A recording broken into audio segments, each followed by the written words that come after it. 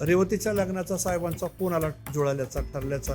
साहेबांना किरण व्यवस्थित बोलता पण येत नव्हतं आणि मला वाईट वाटलं.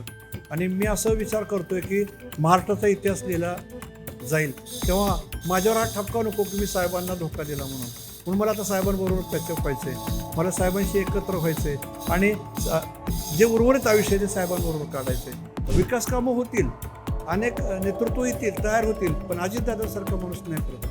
दादा आणि विकास कामं ह्यातनं दादा वजा केले तर विकास कामाला काय अर्थच नाही. ज्यांना ज्यांना बारामतीमध्ये कार्यरत असणारे अजित पवार माहिती आहे त्यांना किरण गुजर हे नाव नवीन नाही.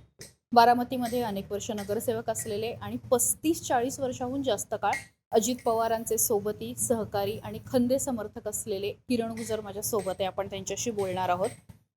28 जानेवारी म्हणजे राष्ट्रवादीसाठी सगळ्यात धक्कादायक आणि वाईट दिवस आणि त्यानंतर आज किती बदललं या वर्षात?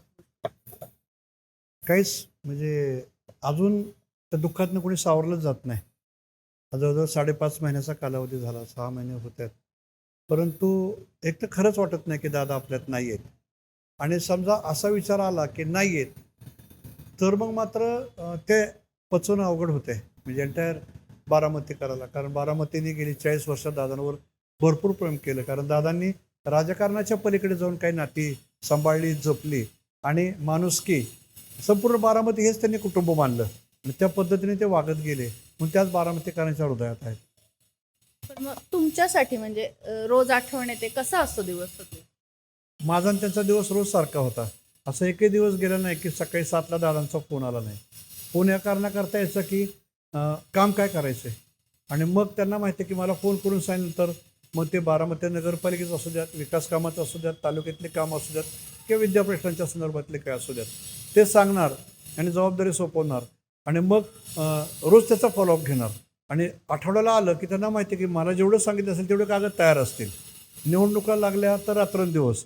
मग असं सगळं असेल तर सकाळी पहिला फोन वाजायचा तो दादांचा आणि रात्री उशिरा फोन असं काही गरज लागली तर यायचा तोही दादांचाच.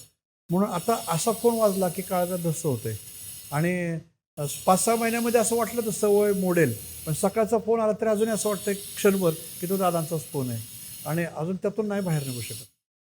शनिवार, रविवार आणि बारामती हे अजित पवारांचं कायम समीकरण राहिलं, कारण शुक्रवारी ते पुण्यात असायचे. म्हणजे आम्हाला जी सवय होते रिपोर्टिंगची त्याच्यानुसार आताही शनिवार रविवारी येतात. हो, शनिवार रविवार येतात तर आम्ही शनिवार रविवार आल्याला पाहतच नाही. कारण नकोच वाटते त्या आठवणींना शनिवार रविवार. आणि मग असं वाटतं की काय करायचं, तो दिवस खायला उठतो. म्हणूनच मी विचार केला की एक जिवंत दादा इथं उभं राहिलं पाहिजेत बारामतीमध्ये. सकाळी असं बरोबर चालायचं 6 वाजता, कागद हातात घ्यायचे, मागच्याला पुढं बोलत चालायचं आणि मग तीच प्रतिमा डोळ्यासमोर ठेवून या ठिकाणी, कारण ही जी इमारत आहे नटराज कलादालन दादांनी बांधली आहे, पूर्ण याचा आराखडा दादांनी मंजूर केला आहे, बांधून त्यांनी दिली आहे आणि त्याच वास्तूच्या पुढं आता मला तो दादांचा पुतळा उभा करावा लागतोय. म्हणजे दुर्दैव आहे, परंतु हा पुतळा बारामतीकरांना निश्चितपणे असं ठरेल की नाही दादा समोर उभा आहेत आणि सकाळी आज आल्यात आणि आदरस्थान होईल. कारण या ठिकाणी आपण बघितलं की 10व्याच्या दिवशी आम्ही ही छोटीशी प्रतिमा उभा केली. रोज येत आहेत लोक, पाया पडतायत, मुलांना आणतायत. तर लहान मुलं त्यांना काय माहिती अजितदादा कोण आहे, पण त्यांच्याप्रती एवढी निष्ठा दादांच्याबद्दल निर्माण झालेली आहे. महाराष्ट्रातनं लोक येत आहेत आणि ज्या पद्धतीने लोक नतमस्तक होत आहेत, आता ते आदरस्थान हे दादांचा पुतळा ही राहील असं साधारणपणे माझी अपेक्षा आहे. जानेवारी नंतर 6 महिने झालेत, म्हणजे बारामती कशी बदलतीये? नाही काही नाही, बारामती नाही सावरले अजून, ठप्प आहे, सगळेच ठप्प आहे. म्हणजे बारामतीवर आपण म्हणतो ना की शारीरिक आणि मानसिक दोन्ही अवकाळ निर्माण झाल्यात. काही हालत नाही. विकास कामं हा भाग माझ्या दृष्टिकोनातून गौण आहे, तो होत राहील. वहिनीसाहेब आहेत, पार्थ आहेत, एंटायर पॉवर फॅमिली करते.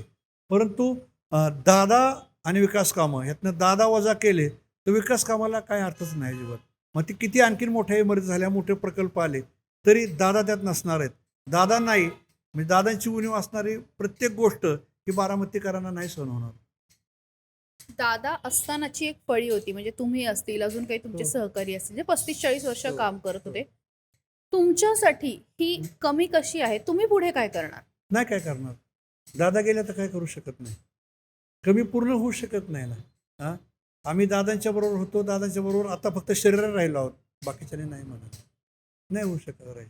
कारण दादा दादा होते, दादांची काम करण्याची पद्धत, दादांचा विश्वास, दादांबद्दलची श्रद्धा निष्ठा, आणि त्यांनी नात्यापलीकडचं नातं निर्माण केलेलं जे दादाने होतं ते आता नाही आहे ना, मग कुणासाठी करायचं असा विषय आहे.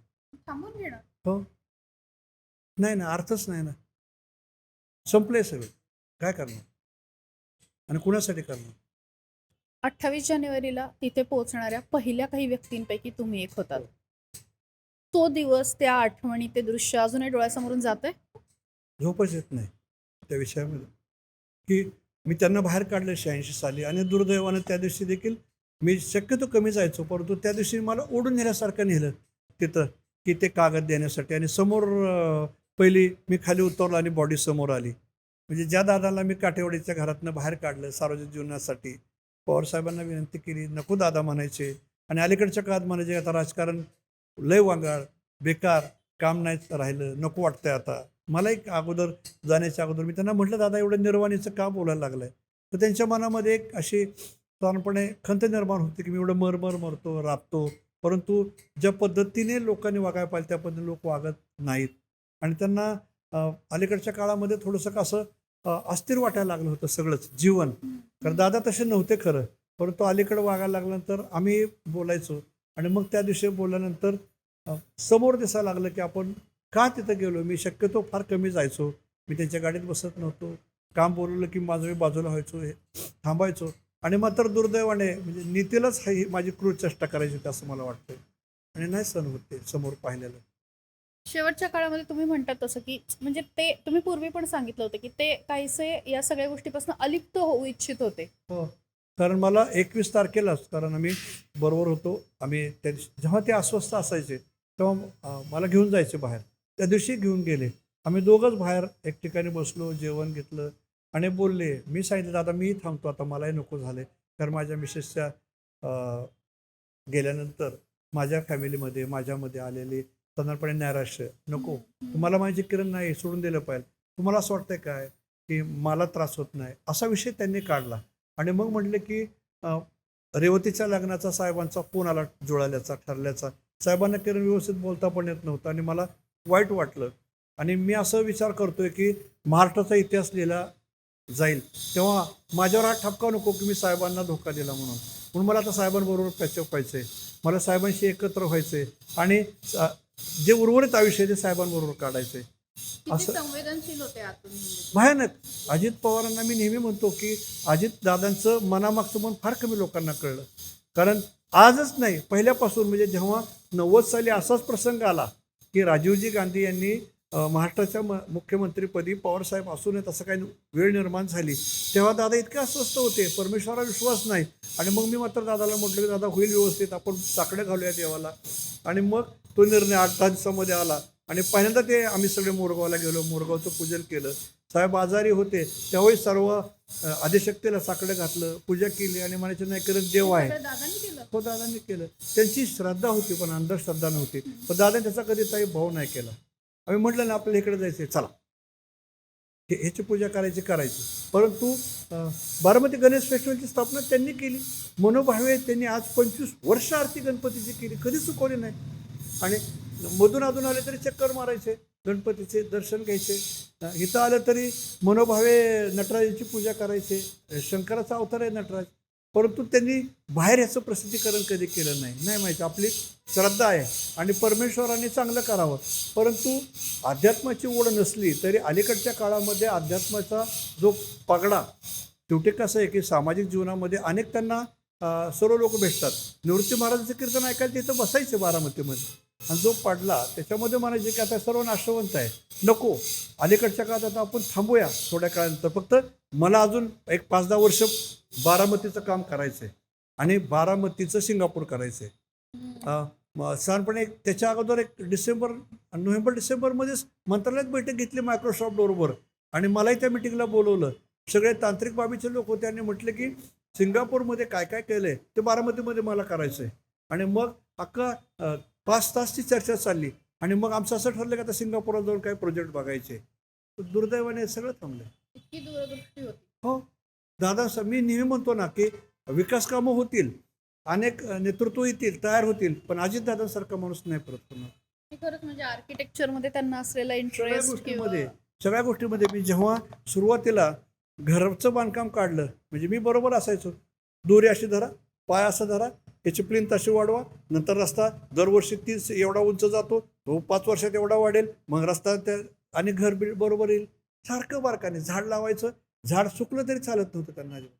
रात्री उशिरा बारामतीतनं आले, एकटे फिरायचे गाडी घेऊन, पण माझ्या इथलं झाड खराब आहे, तिथल्या झाडाचे फांदे तुटले.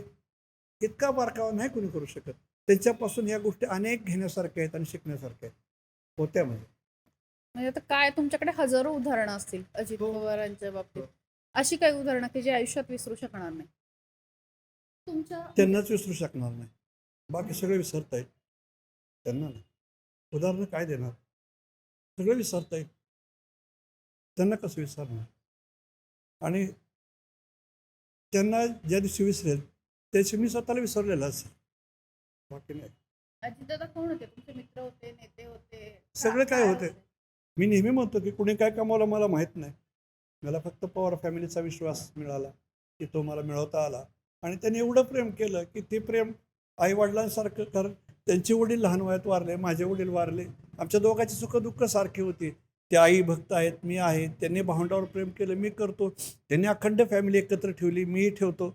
आणि दोघांचं सारखं असल्यामुळं कुणी काय म्हटलं, कसली टीका केली तर दादाने कधी ऐकलं नाही. त्यामुळं एकीकडे मोठ्या भावाचं प्रेम दिलं, एकीकडे वडिलाचं दिलं, एकीकडे सख्याचं दिलं, एकीकडे म्हणेल ते प्रेमामध्ये त्यांनी मला दिलं. अनेक वेळेला माझा स्वभाव थोडा कडक असल्यामुळे मी रागवायचो. दादा नाही माझ्यावर कधी 40 वर्षात रागवले. आता ते रागवणार, हक्क राहणार आणि प्रेम करणार कुणी राहिले असं वाटत नाही.